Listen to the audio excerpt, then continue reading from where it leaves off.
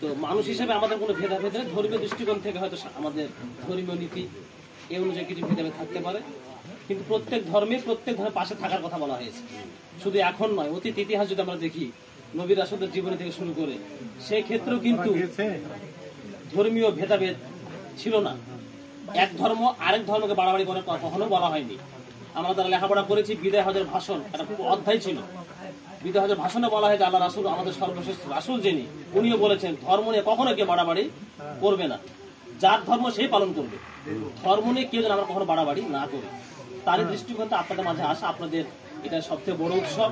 এই বড় উৎসবে আপনারা আন্তরিকভাবে সবাই কাজ করবেন, উৎসব পালন করেন। পাশাপাশি যদি কখনো কোনো অসুবিধা বোধ করেন, আমরা যারা স্থানীয় প্রতিনিধি আছে আমাদেরকে অবশ্যই জানাবেন। আমরা আমাদের পক্ষ থেকে সর্বোত্তম চেষ্টা চালাবো আপনাদেরকে নিরাপত্তা দেওয়ার জন্য।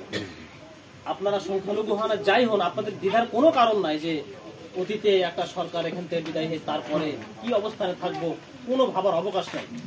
একজন মুসলিম যে স্বাধীনতা নিয়ে বাঁচবে এখানে, আপনি একজন হিন্দু হলেও ওই রকম স্বাধীনতা নিয়ে আপনি অবস্থান করতে পারবেন।